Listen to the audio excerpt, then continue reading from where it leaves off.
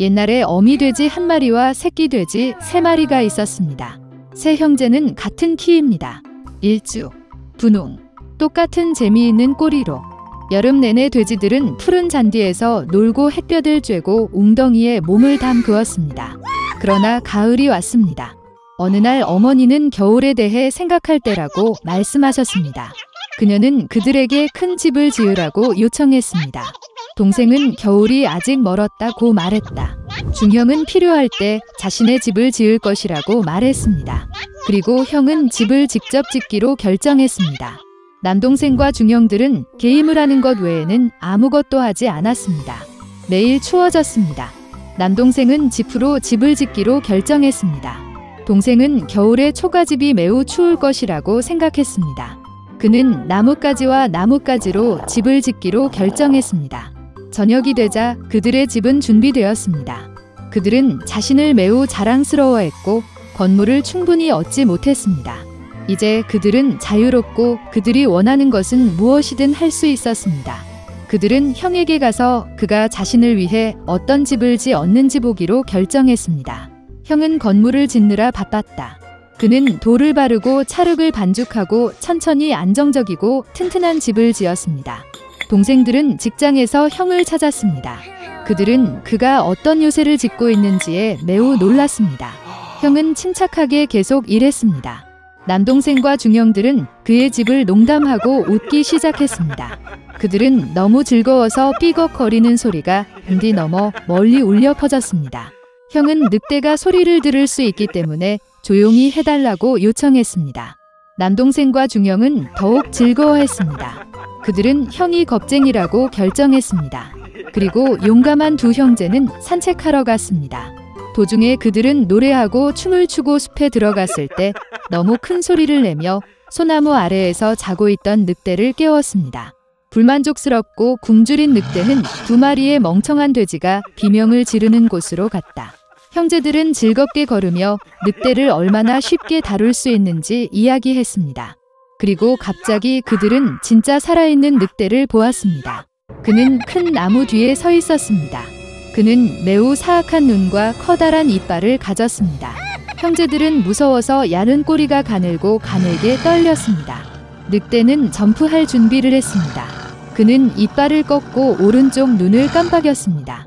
새끼 돼지들은 갑자기 정신을 차리고 숲을 비명을 지르며 달아났다. 그들은 먼지 구름을 일으켜 각자 자신의 집으로 달려갔습니다. 남동생은 초가집으로 달려가 늑대 앞에 문을 두드렸다. 늑대는 으르렁거리며 문을 열 것을 요구했습니다. 동생은 두려움 때문에 한마디도 할 수 없었습니다. 그런 다음 늑대가 불기 시작했습니다. 가벼운 지붕은 즉시 초가집에서 날아갔습니다. 늑대는 숨을 크게 들이쉬고 2번째로 불고 초가집은 사방으로 날아갔다. 늑대는 기뻐하며 이빨을 꺾고 동생에게 덤벼들었다. 그러나 돼지는 능숙하게 피하고 달렸다. 그는 중동생의 집으로 달려갔습니다. 형제들은 스스로를 가두어 놓고 실망스럽게 서로를 바라보았습니다. 늑대는 화를 내고 불기 시작했습니다. 집이 약간 비스듬하다.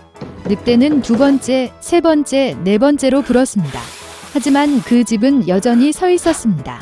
늑대는 숨을 크게 들이쉬고 5번째로 불었다. 집이 흔들리고 무너졌습니다. 폐허 한가운데서 한동안 문 하나만 서 있었다. 공포에 질려 새끼 돼지들은 형의 집으로 달려갔습니다. 늑대가 그들을 뒤쫓았다. 그는 이번에는 돼지가 그에게서 도망치지 않을 것이라고 확신했습니다. 새끼 돼지는 큰 사과 나무를 치지도 않고 빠르게 지나갔다. 그리고 늑대는 사과로 그를 덮은 사과 나무를 돌릴 시간이 없었습니다. 딱딱한 사과 하나가 그의 눈 사이를 쳤다. 늑대의 이마에 큰 충돌이 일어났습니다. 이때 남동생과 중남동생은 형의 집에 뛰어들어 문을 조였다. 늑대는 문으로 달려가 으르렁거리며 문을 열 것을 요구했습니다. 동생들은 무서워서 아무 말도 할 수 없었습니다. 그리고 형은 그와 그의 형들이 단단한 석조집에서 두려워할 것이 없다는 것을 알고 있었습니다. 그러자 늑대는 더 많은 공기를 빨아들여 최대한 빨리 날렸습니다. 그러나 아무리 불려도 돌 하나도 움직이지 않았습니다. 그리고 나서 그는 고개를 들어 지붕에 크고 넓은 굴뚝을 발견했습니다. 그는 조심스럽게 지붕 위로 올라가 파이프를 내리기 시작했습니다. 돼지들은 졸졸 소리를 들었다. 형은 즉시 무슨 일인지 짐작했습니다. 그는 재빨리 물이 끓는 가마솥으로 달려가 뚜껑을 찢었습니다. 늑대는 파이프를 따라 내려가 가마솥으로 곧장 떨어졌습니다. 그의 눈은 이마까지 넓어졌다. 불에 타버린 늑대는 거친 포효와 함께 날아가 숲으로 달려갔다. 그리고 3마리의 작은 돼지는 그를 돌보았고 사악한 강도에게 교훈을 아주 교묘하게 가르친 것에 기뻐했습니다. 그때부터 형제와 어머니는 한 지붕 아래에서 함께 살기 시작했습니다. 우원의 빽빽한 덤불 속에 있는 작은 농장에서 어미 오리는 둥지를 짓기 위한 아늑한 장소를 찾았습니다. 그녀는 병아리가 부화하기를 기다렸다. 어느 화창한 아침, 달걀 껍질이 딱딱거리고 작은 솜털 오리 새끼가 태어났습니다. 깨지고 싶지 않은 가장 큰 달걀이 하나만 남았습니다. 오리는 자신에게 문제가 있다고 걱정하기 시작했습니다. 그녀는 다시 달걀 위에 앉았고 조금 더 기다리기로 결정했습니다. 오리 엄마는 그녀가 할 수 있는 모든 열을 주었습니다. 그녀는 오랫동안 그를 부화시키기 때문에 이 병아리가 가장 아름답다고 생각했습니다. 곧 병아리가 마지막 알에서 부화했지만 나머지 새끼 오리처럼 보이지 않았습니다. 훨씬 더 크고 깃털이 회색이었습니다. 오리 엄마는 그런 못생긴 아들을 보고 화가 났습니다. 그러나 그녀는 그가 언젠가는 그의 동료처럼 되기를 바랐다. 나머지 새끼 오리들은 그를 비웃었다. 그들은 그를 역겹다고 생각했고 그와 함께 놀고 싶지 않았습니다. 다음 날 아침, 어미 오리는 아이들과 함께 호수로 갔습니다. 놀랍게도 못생긴 오리는 다른 사람들과 마찬가지로 수영했습니다. 그런 다음 오리는 어린아이들을 가금류 마당으로 데려와 사회에 소개했습니다. 그녀는 오리 새끼들에게 지역 주민들과의 행동 규칙에 대해 말했습니다. 오리는 가장 고귀한 뚱뚱한 드레이크에게 그 무리를 선물했지만 그는 못생긴 오리를 공격했고 그녀는 실패한 병아리를 보호해야 했습니다. 패트 드레이크는 마당에서 괴물을 몰아내라고 명령했습니다. 어머니는 그가 자라서 다른 새끼 오리처럼 될 것이라고 확신했습니다. 괴롭힘과 굴욕을 견딜 수 없었던 못생긴 새끼 오리는 가금류 마당을 떠났습니다. 더 안전한 곳을 찾기 위해 그는 아무도 없는 아름다운 호수를 발견했습니다. 그리고 새끼 오리는 여기에 살기로 결정했습니다. 시간이 지났습니다. 외로움에도 불구하고 못생긴 오리 새끼는 아무도 자신을 화나게 하지 않아서 기뻤습니다.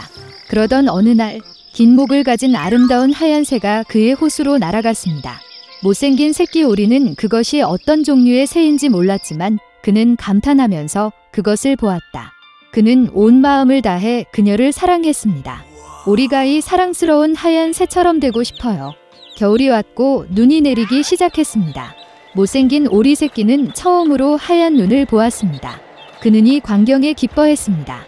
그러나 겨울이 눈이 많이 내리기 때문에 새끼 오리가 먹이를 찾기가 매우 어려웠습니다. 그는 음식을 찾아 동네를 돌아다녀야 했습니다. 그는 춥고 피곤했습니다. 그래서 못생긴 오리는 농부의 집에 도착했습니다. 농부는 얇고 불행한 병아리를 보았을 때 그를 미안하다고 느꼈습니다. 농부는 살이 찌고 자랄 때까지 오리 새끼를 키우기로 결정했습니다. 봄이 왔다.